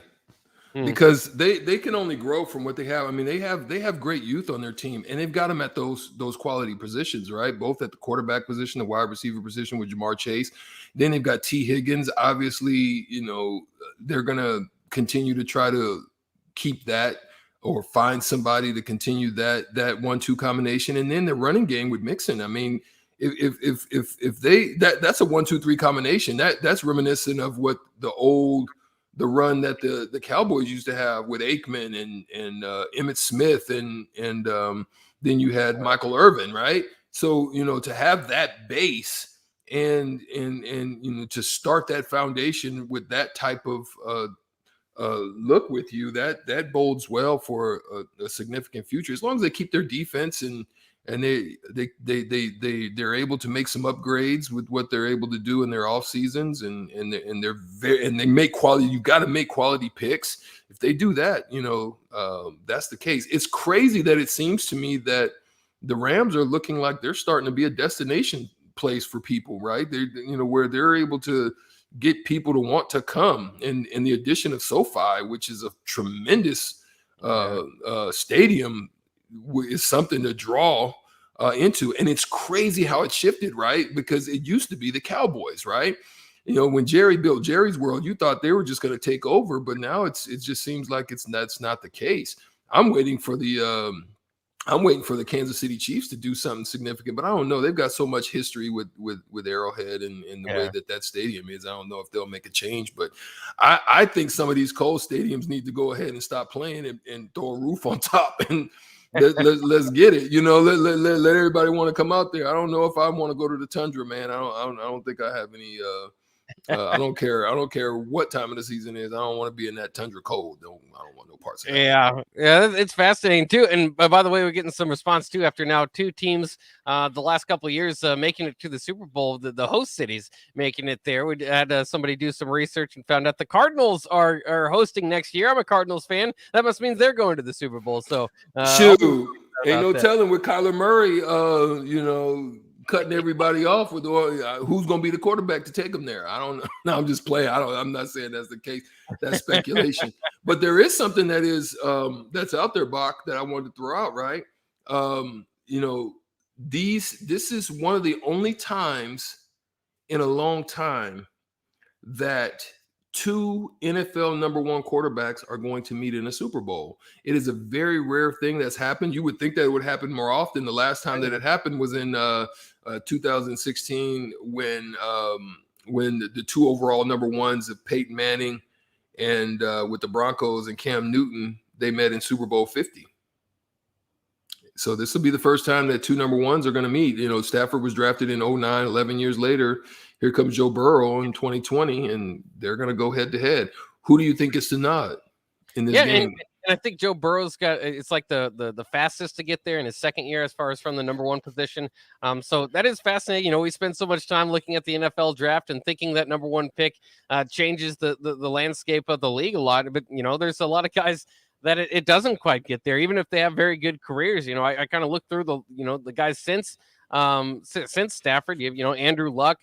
Certainly was close a few times, retired early. You mentioned Cam Newton kind of had that one big year, close, no cigar. Kyler Murray still kind of waiting to see out there. Jared Goff was a number 1 pick. Of course, the Rams have now taken 2 number 1 picks to the Super Bowl, one of their own, which was Jared Goff. Of course, you go further back in time, you have the Sam Bradfords, the Jameis Winstons. They were never really close. Baker Mayfield doesn't look like he's on that path. So, a lot of those times, those guys, they don't quite turn around into franchise changing quarterbacks, but a few of them have gotten to the Super Bowl. But just since Stafford, none of them have crossed that line and gotten the win. So that makes me think that maybe Joe Burrow will get it. But ultimately, another thing to look out for, and somebody mentioned it off the text line as well, the Bengals offensive line needs some help, and it's major. They give up. Joe Burrow got sacked more than anybody else in the league this year. And obviously this was coming off a year where he kind of got beat up behind that line in his rookie year. And this is not the group you want to go up against. Aaron Donald, we mentioned Von Miller, Leonard Floyd in there as well. This is a scary group for that offensive line, and so that's why among other things, home field advantage, all that stuff. I am leaning toward the Rams, but mostly I think the biggest mismatch is that pass rush against that offensive line for the Bengals. And see, the crazy thing about this, right? You don't realize just how equally. So, right, you have that type of dominance on the defensive side, right? And Joe Burrow's taken a lot of L's as far as sacks on the offensive side, right? But coincidentally, the crazy thing about it is the Rams and the Bengals have scored exactly the same amount of points through the season at 460. That's crazy, right? Ranking them 7th in the NFL, averaging 27 points per game, right? But then on top of that, their defensive numbers are kind of close as well, with the defense allowing 372 points for the Rams and the Bengals giving up 376. So it's you can kind of look at these different edges, but at the end of the day, they're very evenly matched teams. It's crazy. Yeah, there's and then like we've already said, both of them being the 4th seed, and not expected at the beginning of the season, much less on the Rams more so at the beginning of the season, but not expected at the beginning of the season or at the beginning of this playoffs to make this run. It's one of those things where you can, and I'm doing it. I'm slightly giving the Rams the on paper I think they have the slight advantage, but again, Cincinnati's already overcome that, and then there's other numbers that you can go out there and throw out there, and like you just pointed out that say they maybe be a little bit more evenly matched. So it's going to be fascinating. How about the someone on the text line also mentions, how about the halftime show? It says he's going to have to take out some of his old CDs because I think that's Snoop Dogg, Eminem, and Dr. Dre. And Dr. Dre. After that Justin Timberlake one back there in the mid 2000s, I didn't think we'd ever see a Snoop Dogg and Dr. Dre and Eminem out there. Do you think there's going to be some endo in the air? You think there's going to be some cannibalistics? Flying in the air out there with somebody get some contact when they come back on the field after that. You might have to look out for that because it's California. It's all out there to begin with. So that's crazy. And it's any Snoop Dogg concert. I don't think there's ever been a Snoop Dogg concert in the history of Snoop Dogg to not have that as a factor as well. Well, it goes to show you how you're going to get it in, right? It's like security's like at an all-time high. Like, how do you get it in? But okay, hey, that's neither here nor there. We're not putting each other. Like I said, they're it's pretty legal out there. I don't know if it'll be to get it into the stadium, but they might try out our idea first more than anybody out there in California. Maybe instead of a brewski at the game, you have a smoke. Oh man. Well, yeah, the good stuff, man. We're gonna take a break right here, pay some more bills. Thank you for joining us here on the block. We'll come back, talk a little bit more about the Husker sellout at the baseball field there at Haymarket Park. Have a good one. We'll be right back after this.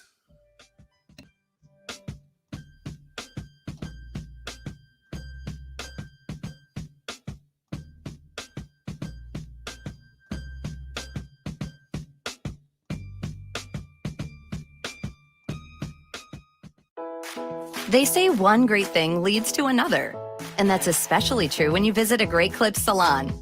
When you sit down for a haircut with the skilled and friendly stylist at one of our thousands of convenient Great Clips locations, they'll not only make your hair look great, they'll make you feel great too. And that's something you can't help but share with the world. Download our online check-in app today and opt in to get a ready next text when you're up next. Great Clips. It's gonna be great. At Buffalo Wings and Rings, they've crafted a new league of superior chicken sandwiches. Meet the Ringers. It's premium, house-made, beer-battered, fried chicken served buffalo, Korean, or MVP style. Head to Buffalo Wings and Rings Lincoln and raise a glass to superior chicken. 2 locations at 68th and O and at 40th and Old Cheney. Buffalo Wings and Rings. Fruitcakes are just for Christmas, right? Gosh, I feel sorry for you. I mean, what if we had done that with bacon? Bacon is only for breakfast. We'd never have bacon cheeseburgers. We'd never be able to save a salad by adding bacon bits. We'd never have Brinner. That's breakfast for dinner. Don't limit yourself. Fruitcakes for St. Patrick's Day. Fruitcakes for graduation. Fruitcakes for Thursday. Beatrice Bakery and Grandma's Fruitcakes are perfect for every occasion. Check them out in downtown Beatrice or online at beatricebakery.com. Welcome to our world of yum. Breakfast tacos, brisket tacos, pork tacos, chicken tacos. You hungry yet? I can keep going. Pork or chicken, queso nachos, queso mac and cheese, hatchback burritos. Now you're salivating. Muchachos is Lincoln's premier New Mexico barbecue fusion restaurant. You can't miss them in their bright blue building. Pair that great food with delicious coffee for breakfast and a variety of local and national beers on tap the rest of the day. Order your food online at yomuchacho.com or visit them in person at Muchachos on South 11th Street between L and K Streets. Casey's General Store is giving you the chance at winning 2 free tickets to a Nebraska home basketball game this season. Stop by any Casey's location in Lincoln throughout basketball season. Enter your name into the registration box, and you'll have a chance to win 2 tickets to an upcoming Nebraska basketball game. Every drawing will occur at least 24 hours before the game that has its selected winner. So make sure to get to any Casey's in Lincoln today for your chance at 2 free tickets for Nebraska men's basketball games. Working at Continental in Lincoln isn't a job, it's a career. And right now they've raised wages again and they're hiring for production operators at $22.07 per hour and other select jobs starting at $23.77 per hour, with wages growing up to $29.71 per hour. Continental also has salaried jobs available and great benefits, plus medical and prescription costs at very low premiums. Dental, vision, and life insurance are offered at no premium cost to the associates. To learn more or to apply, go to continental-jobs.com with keyword Lincoln. Come work at Continental today. Allo knows businesses need reliable communication, both at the office and at home. Now more than ever. Just listen to Bill Mitchner from Lighthouse. Before we'd have breaks in service, especially for internet, but we've never had any issues with Allo. It's always been there and available when we needed it. At Allo, supporting your business is our business. To get your free quote and switch today, visit allofiber.com/workfast or call 402-480-6685 today. 93.7 The Ticket, Fox, KFXL weather. Sponsored by Security First Bank, a relationship you can count on. Your NTV First Alert weather forecast tonight. Partly cloudy, winds die down. Overnight lows 24. Partly cloudy for your Thursday, warming up. Highs near 60. Windy again. Southwest winds gusting to around 30. I'm NTV Chief Forecaster Ken Fountain for 93.7 The Ticket and theticketfm.com. Today on Hey Culligan, unnecessary contaminants. Here's the referee. Hey Culligan, that's a flag on my water for flagrant foul taste. Ooh, that's a tough one, ref, but the solution is a Culligan Smart RO drinking water system that reduces up to 58 contaminants, making your water safer and delicious. Yeah, I guess I missed that call. And with the Culligan Connect app, you always know when your filters need changing. The water's up and it's good. Good call, ref, and we're already on the way. Try a Culligan water softener for just $9.95 per month. Go to CulliganLincoln.com. Back to On the Block with Strick and Bock on 93.7 The Ticket and theticketfm.com.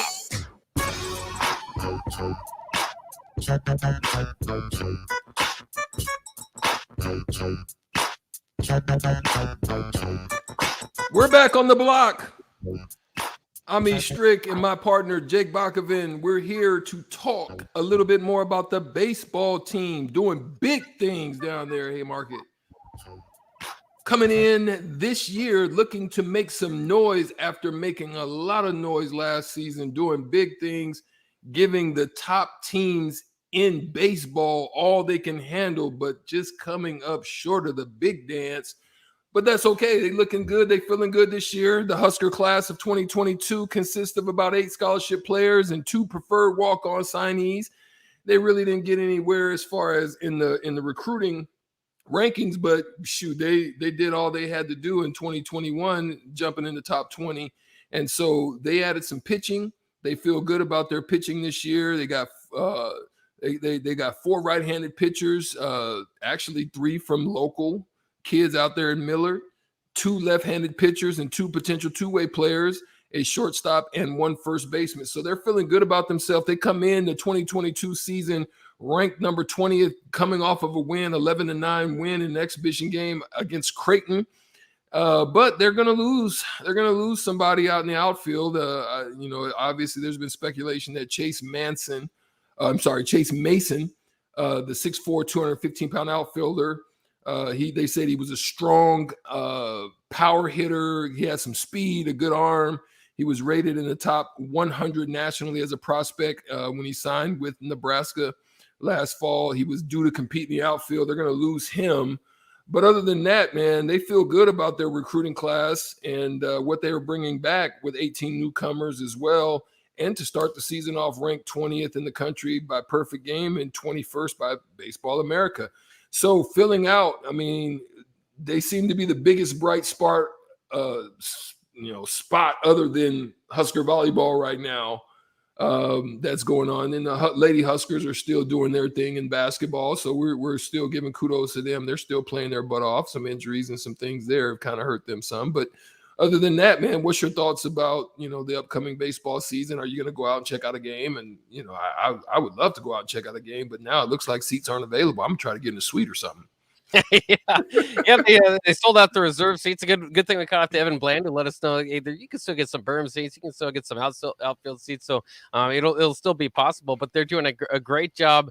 And it's always, I love Husker Nation when they step up and do this sort of thing, because you still got a month or whatever it is till you get the home games in here, and you sold out already. People are getting pumped up because they think that this could be the new era of Husker baseball, kind of moving on, going back to those Dave Van Horn days. Now that you have Will Bolt back in, of course, played for Dave Van Horn back in the day. Coming off the Big Ten championship, this team's kind of had the same motto from every kind of guy that I've heard talk about it. Of course, we have up the middle here with a few of the Husker baseball players, and I've heard them talk about how, they're not looking back at last year. It's a big goal from the guys that were on the team last year to not talk about too much about last year. Heard that at the press conference today, too, from Will Bolt and some of the captains that they brought out there. This is a new year. Whatever you did last year doesn't count for a win in the win column this year. So they're not overly confident. They don't, and that can be a problem. We've seen that in the past, especially, you kind of think about that Husker hoops team that went to the tournament. And then the next year it fell flat with all, most of the same characters minus Ray Gallegos. And Gallegos was solid, but he shouldn't have been, the glue piece that took him from tournament team to a team that didn't have a winning record. And so, that's a different sport, but, it can certainly happen. You've seen it, guys kind of eat themselves up in the offseason and get excited about hearing all about how great they are. And then, not putting the work that got them there in the first place. So I think it's great. Again, confidence with the bats, the starting line. I mean, Will Bolt said today they feel pretty good about the starters, and they've got enough guys that a few of them aren't going to be able to start. So that's a pretty good problem to have. And again, I've heard about some of the pop in the ball, maybe a few more. They're kind of a team at times that kind of run, steal, bunt over, whatever. They've got more pop this year, it sounds like, in their offense. So a little bit of a different look from them, but they're getting to that point of where they're going to have the X on their back this year. Everybody in the Big Ten is going to be coming after them. But I think that home field advantage is going to be so fun in Haymarket Park this year.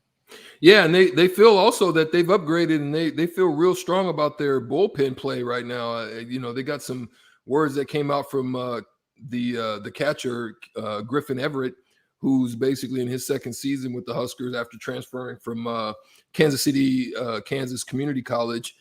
He feels that the bullpen is going to be a strong suit for them right now, right? They're going to bring a lot of energy. They're going to have a lot of zip on the ball, and plus they've got some pitching, some unique pitches that they're able to throw that even myself haven't really heard of, right? He talks about Shea Shanneman's slider cutter. Now that thing, he says, is very electric, that brings a lot of misses coming out of the bullpen.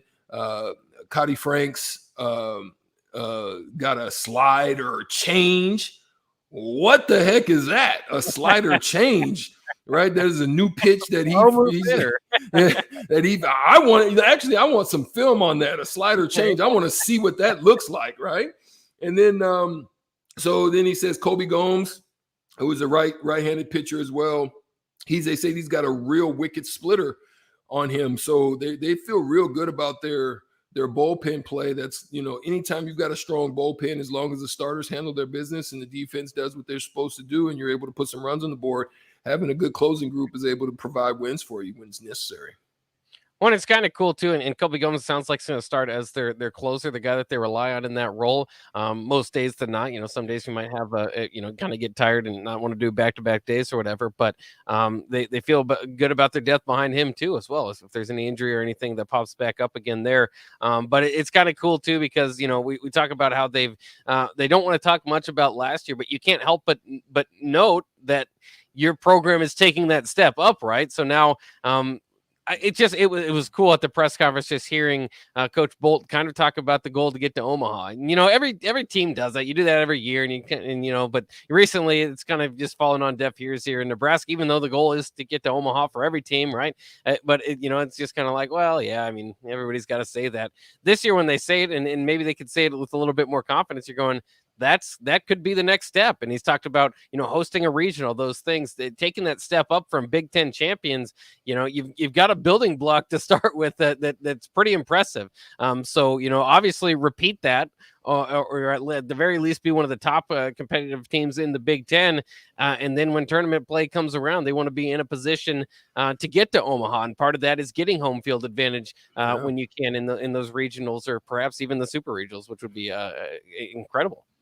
A lot of positive things too is that they're gonna have the Big Ten championships there in Omaha, which is going to be cool to kind of keep things at home. And like you said, if you can take advantage of those situations and you stay within the confines of Nebraska for a lot of those games, those regionals, those super regionals, if you can do that, you have a strong. I mean, I looked at part of the schedule and I'm looking at it, and I'm not overwhelmed in any manner by what I'm seeing. So it looks like they definitely can, put some numbers together if they stay healthy.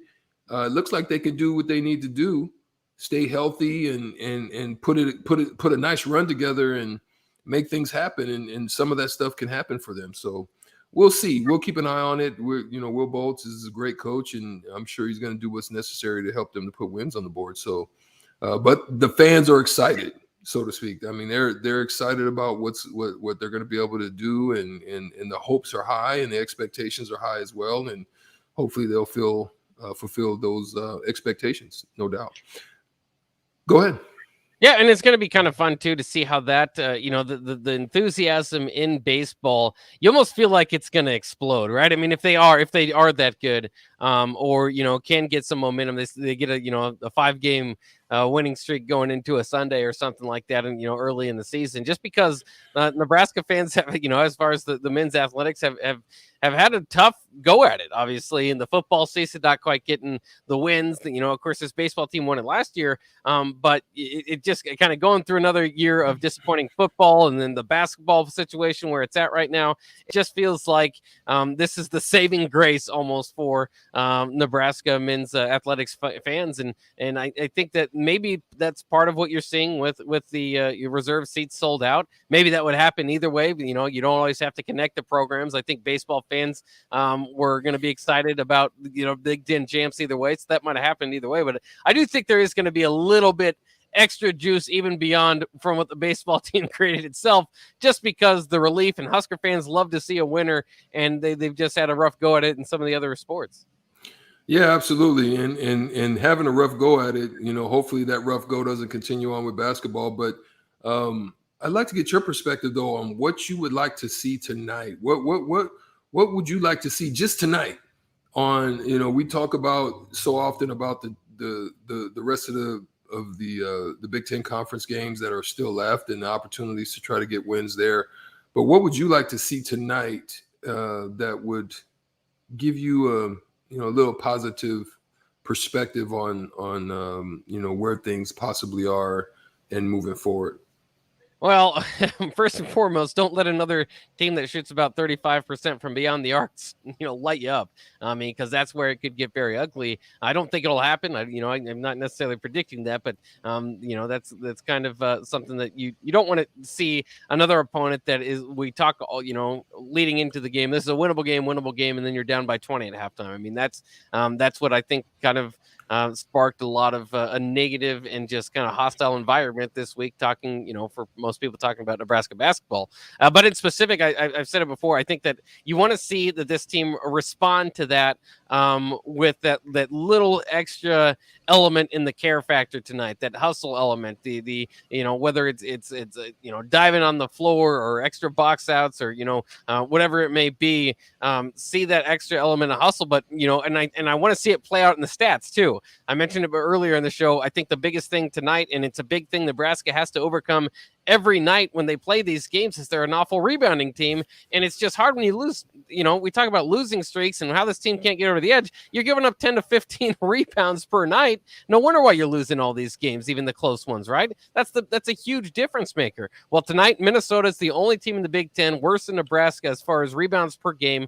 So Nebraska absolutely win this rebounding battle, because that's especially a statistic that we look for in the box score to say, okay, there's the extra hustle, there's the extra care factor, whichever team wins that one tonight, because neither team's particularly very good at rebounding. Yeah, and so those are some of the things. Again, I'm going to be looking for just those passion types of those deflections. I'm going to be looking at loose balls. I'm going to be looking at how they take care of the ball. I'm going to be looking at fundamentally sound things. I want to see some changes on the areas of inconsistency that need to be addressed. If you're going to be any type of a good team going forward, they have to be addressed, and they have to be addressed this year. You've got to see some of those changes. If I don't see those changes, then those are the things that are going to make me. I want to see the little things. I want to see just not that they're going to do everything perfect, but I want to see just some progression on some of those areas. Just having a care for the possession, making sure that the possession is cared for. It's just not lackadaisical and so flippant with the ball, and because those things turn into trend. You're not that team that has the capability, because you don't rebound well and you don't do. Sometimes you don't even finish well on second chance points or even on fast break points. So I want to see those types of things. So coming off after the break, we're going to take one more break here. We're going to go to hitting the hardwood. The dunk contest has been set. We have some young guns that are out there. No big names, no names like LeBron James or no big time dunkers that we're familiar with out there. But there's some young guns, and I think I've got one that I'm going to go for as winning the dunk contest coming up at the All-Star break. We'll be back right after this.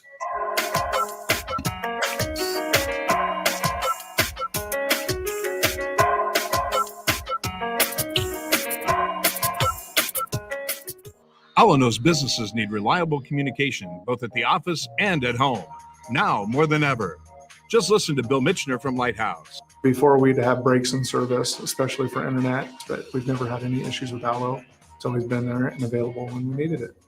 At Allo, supporting your business is our business. To get your free quote and switch today, visit allofiber.com/workfast or call 402-480-6685 today. You need a place to watch the big game, but you don't want to host at your place, and you don't know what friend's house to invite yourself over to. Join 93.7 The Ticket at Buffalo Wings and Rings at 68th and O for Bengals Rams, and enjoy great food and drink, plus the chance to win great prizes. If you simply show up, you'll have a chance to win free prizes. You just have to be there when your ticket is called. What's better than great food, drinks, and prizes? Hang with us for the big game on Sunday, February 13th at Buffalo Wings and Rings, 68th and O.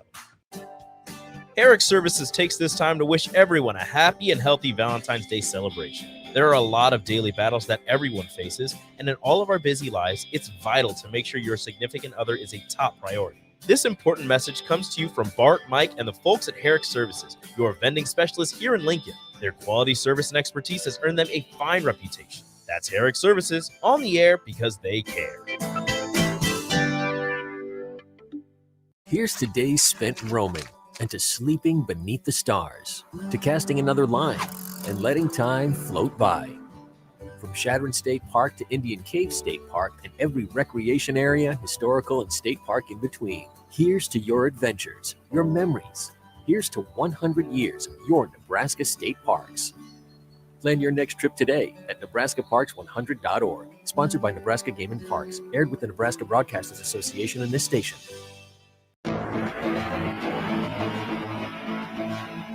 93.7 The Ticket is proud to provide listeners with daily opportunities to win contests and prizes on our airwaves, and would like to take this opportunity to remind you of a couple rules. All participants must be 21 or older and wait 30 days after winning a prize before participating in another contest. Once you win, you have 30 days to pick up your prize at the KNTK Studios, 330 North 48th Street in Lincoln, or your prize will be forfeited. Thank you for participating in our contest, and thank you for listening to 93.7 The Ticket. There's no better way to spark a child's imagination than to get lost in the adventure of a good book. I'm Jenny Benson, president of NSEA. Working together, parents and teachers can help every child succeed. You can help by reading to your child and let your child read to you. Encourage reading in your home and make it a priority. Make reading fun and a time that you and your child look forward to spending together. Sponsored by the Nebraska State Education Association, aired by the Nebraska Broadcasters Association in this station. You hear that? That's the sound of extremely tender and delicious beef from certified Piedmontese. Prime grade tenderness with a fraction of the fat and calories of normal beef. It's Nebraska-raised product and the official beef of Nebraska Athletics. Change the way you buy beef today at the Mercado by Certified Piedmontese, just north of 84th and Havelock, or at cpmercado.com. Hi, Sean Callahan here for Koppel Chevrolet GMC. And things have obviously been pretty challenging lately with new vehicles, with all the microchip and supply chain issues, but things continue to loosen up as Koppel gets more and more new vehicles in each and every week. We've had many customers also custom order their vehicles. So if you don't see what you want in our current inventory, we can put an order in to get exactly what you want. So go online, reserve your new vehicle at koppelcars.com. You'll be glad you did. Your home is your empire. Protect it with Empire Fence. Get a free instant quote with the online estimating tool at empire-fence.com. See an upfront estimate with no hidden fees. An Empire Fence can provide privacy and improve the appearance of your home. Keep kids and pets in or out of your yard. Increase security and add value to your property. Visit empire-fence.com now to view the stylish and maintenance-free possibilities for your home and get a free instant online quote. Let Empire Fence protect your empire. Back to On the Block with Strick and Bock on 93.7 The Ticket and theticketfm.com.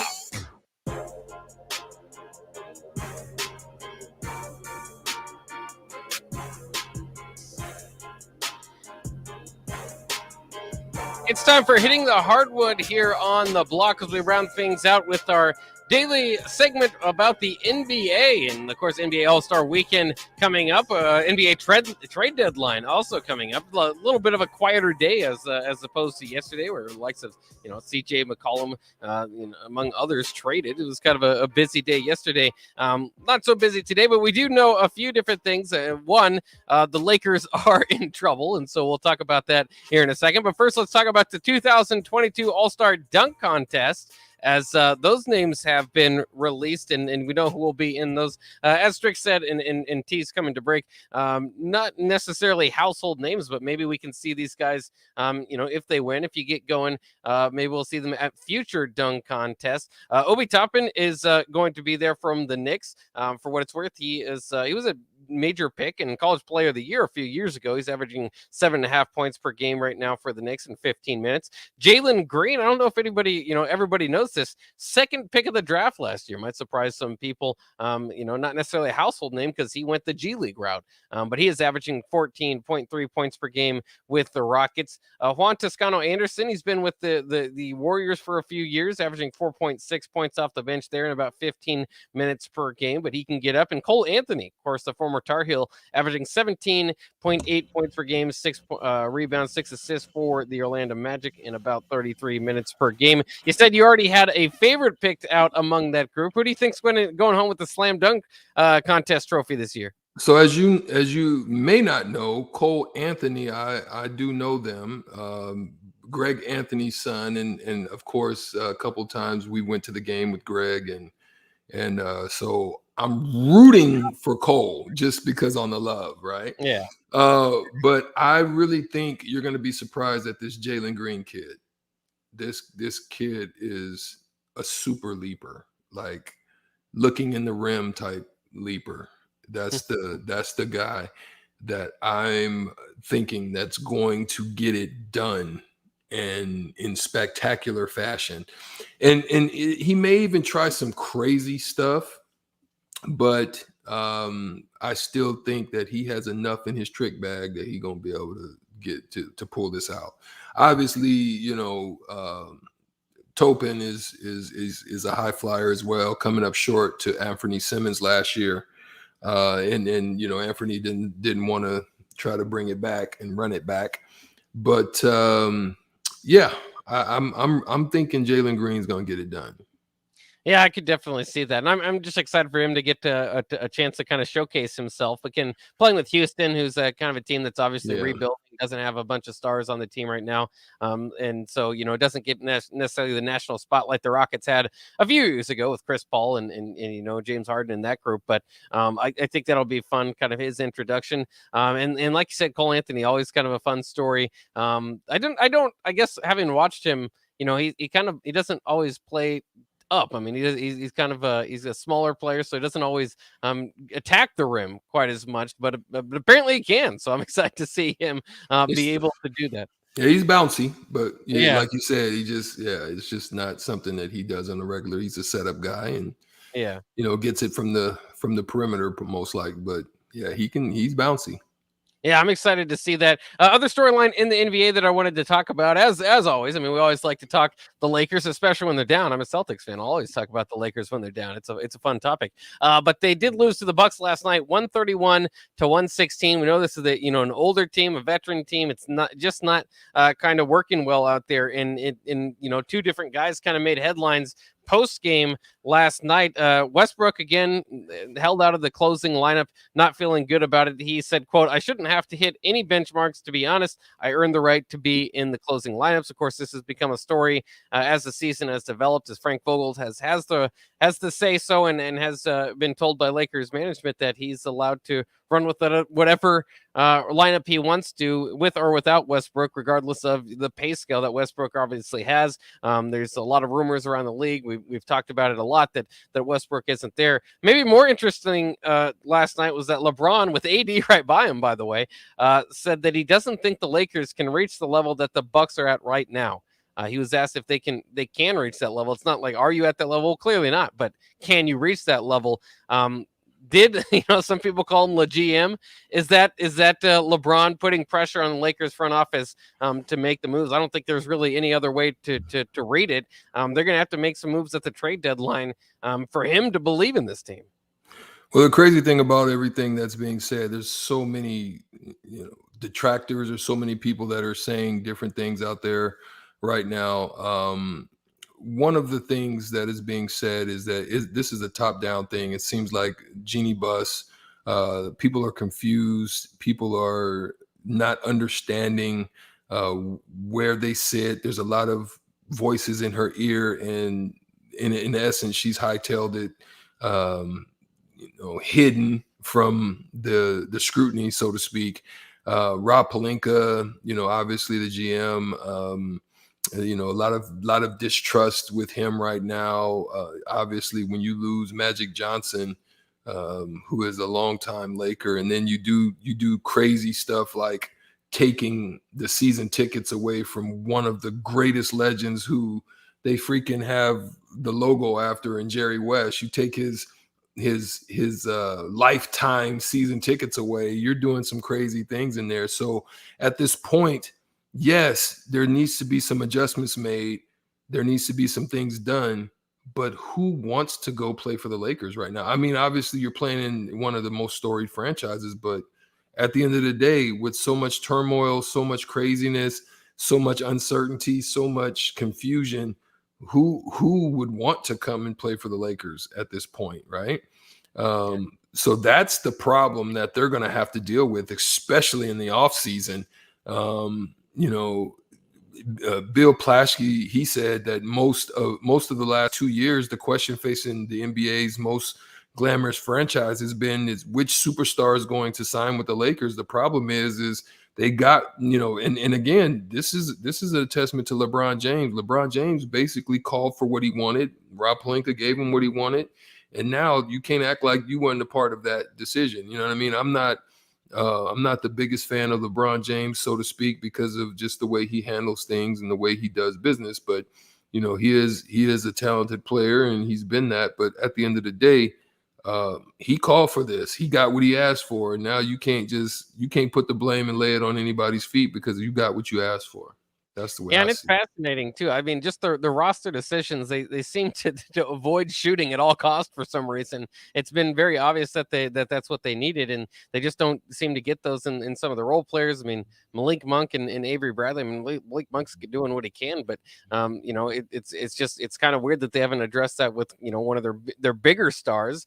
And they kind of just felt like they had extra money laying around to go get Westbrook, but you knew that wasn't going to be not going to help shooting. That's not going to help, court spacing and wasn't destined to work out. And now we're seeing that it isn't. It's almost amazing to me that they won that one title in the bubble, because even then that was a kind of a weird roster they put together. Right when LeBron got there, it was weird. They started grabbing, like very aging veterans that were at one time stars, and it just looked like they were like, fantasy booking a roster that would sell tickets for the Lakers instead of, going out there and winning a title. And again, to their credit, they did get one out of it. But it looks like it's destined to fail at this point. And AD, obviously, his health is always a big question at when it comes playoff time. If he's healthy, maybe they can give it a big go. But right now, they're in the 10th spot. I mean, they're falling. They're falling. Yeah, and the crazy thing about it is, they've only played like 15, 16 games together as a whole. So even with that, you would hope guys would step up. But at the end of the day, they haven't gotten it done. And hey, more power to. I don't like the Lakers, so I don't care if they fall out and fall on their face, to be honest. Yeah, we're not going to hide it. We're not a pro Lakers show, but we'll talk Lakers while they're down. Maybe not so much if they get it turned around. Then we'll go focus on somebody else. But I thought it was kind of fun. And of course, we mentioned the other day when the Lakers crowd started to turn on Westbrook when the former crypto center was yelling, "Don't shoot!" in the corner. It was very audible, and he still shot it and missed it. That's probably a telltale sign that it's probably about time to break that thing up. But we only got 10 seconds here, so we are running out our show on the block. One of my favorite companies in Lincoln, Teammates, is going to take over Ticket Weeknights. They have a show every Wednesday. That's coming up next here. Thanks for joining us on the block. Rosie Sports Bar and Grill has 2 Lincoln locations that are